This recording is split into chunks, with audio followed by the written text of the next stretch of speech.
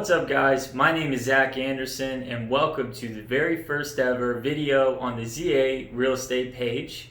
Today's topic, we're going to dive right into some investor terminology and one of the most popular and most important things for breaking down an investment property, which is capitalization rate. What is capitalization rate? It is a ratio that is expressed as a percentage, and it's basically just an estimation of the potential return for an investor on an investment property that they're buying, he or she.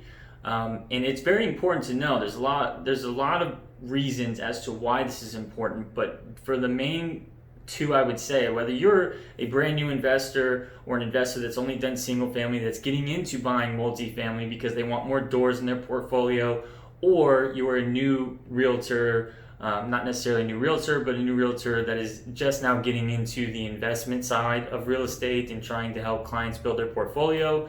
Because this is the most popular formula to break down a property, at least for the initial search anyway, you're going to need to know this. You're going to need to know this yourself and how to break it down. If you're a new investor or an investor that is just now getting into multifamily, the reason it's important is Florida's a buyer beware state.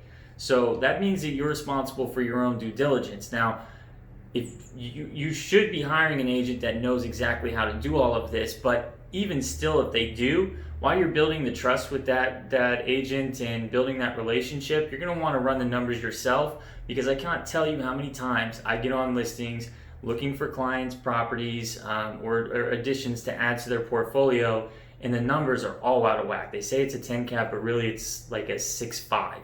And that's not going to work for our portfolio, because in most cases, you have a criteria that you set forth before you start searching for properties, and you're initially basing your searches on the capitalization rate to see if it'll even fit for your portfolio. So if you go ahead and buy a property not knowing how to break this stuff down, and when you get into it after you close, you realize it's a 6.5, but you thought it was a 10, that's going to be bad news. As an agent, whether you're looking for a client to add properties to a portfolio or you have a listing yourself, I can tell you, if you don't have the numbers correctly presented on the listing, not only are you going to not sell the property most likely, but you're going to cause a lot of problems and trust issues with your client that you have, that you're listing the property for. So it's very important to know this stuff. So I have a lot of examples that I'm going to be putting on the whiteboard, and I'm going to go through the formula as well. Very, very simple to pick up. But let's get over the whiteboard and check it out. Formula number one, super simple. So essentially, I have both of them written out here. They have two different purposes. I'll go over the main one first.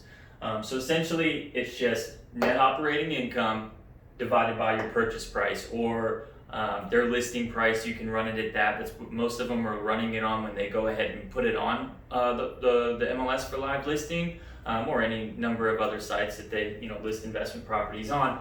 But they're going to have the net operating income divided by the purchase price, or in this case, the listing price.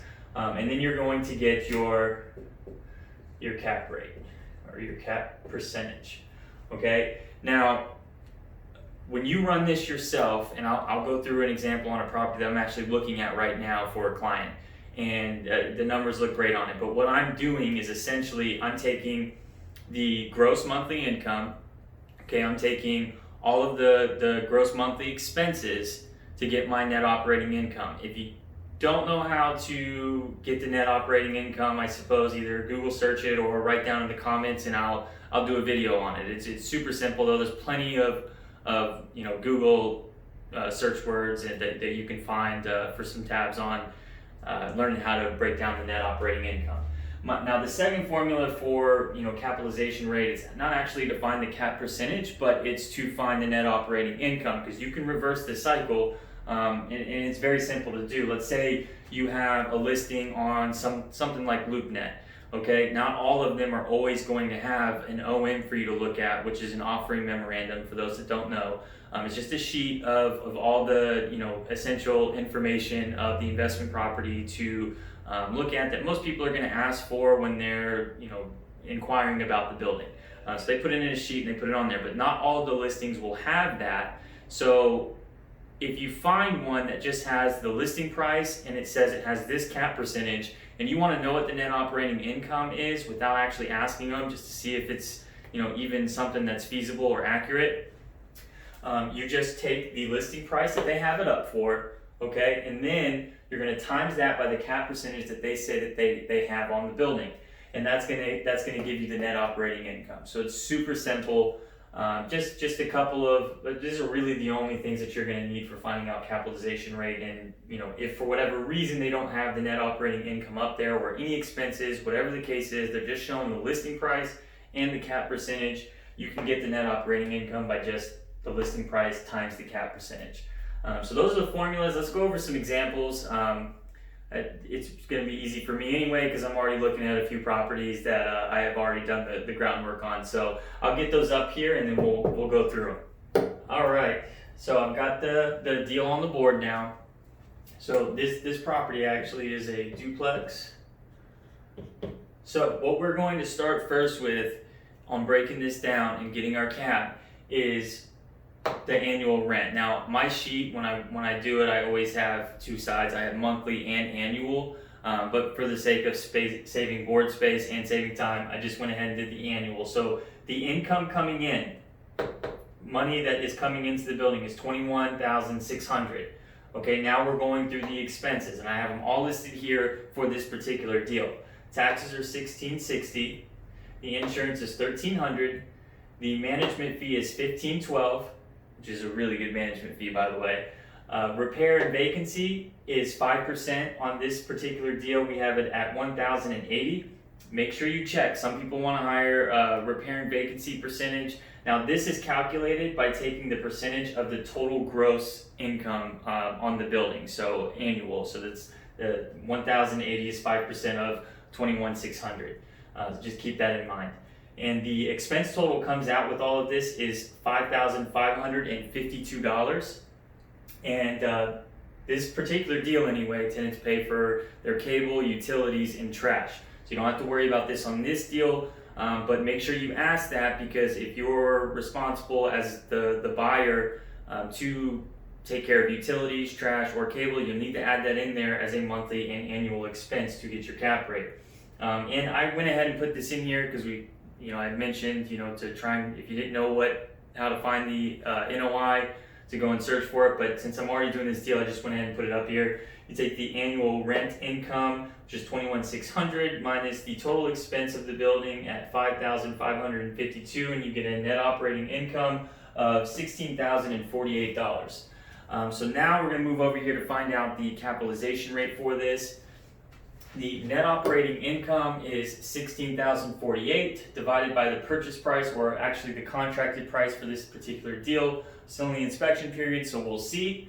But it comes out to 10.03% or 10% cap, which is a really solid deal, especially in today's market. Now, for agents that are just now getting into this, for getting into investments and trying to build clients' portfolios, make sure that you ask a new client when they come in, what criteria do they have as far as investments go? Because this is a solid number to come at. It's like I said, especially in today's market. But if they are looking for particular areas, like let's say Tampa, okay, this is very unlikely. For a turnkey property with two or more doors, 10% in Tampa today, very unlikely. It doesn't mean that Tampa's it's gotten a little bit higher in price, but it's still a really solid market to invest in, which is why it's important that you talk to your client first as to what they're looking for. If they're looking for turnkey, in Tampa, you're probably going to pay somewhere, I think right now the average is like 6.5% for listing, and then up to 8%, purchase, and 8% is probably fewer than you think.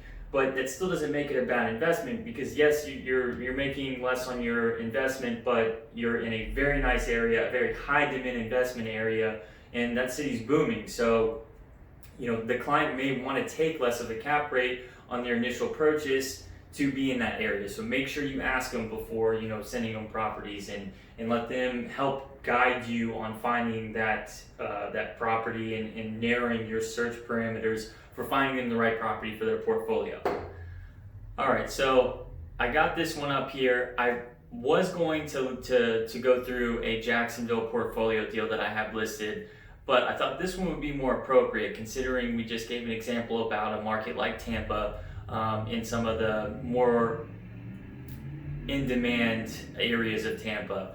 And this one just spoke right up to me that I should do this because it's going to be a funny example. So this is a 6-unit portfolio. It's a condo portfolio that I have listed right now. It just went live this week. So the rental income is $74,496. Okay, that's gross income coming into the building. And we have the taxes for all 6, which is $6,001.25. We have the insurance, which is $3,600. We have the management fee, which is $5,959.68. We have the repair vacancy that we always put in there for $3,724.80. Now that's only 5% of the gross management. Remember, make sure your client, wants just it calculated at 5%. They may want more. They may not care to have less. And then we have the HOA fee, which is $17,506.44 for the entire 6 units.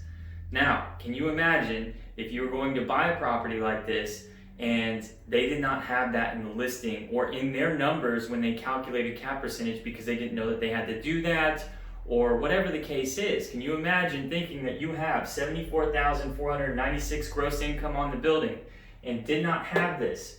Your numbers would look a lot better. And you would waste a lot of time during inspection period if you even found out until towards the end when you're about to close. That'd be a big problem. So this is why knowing how to do this yourself is so important.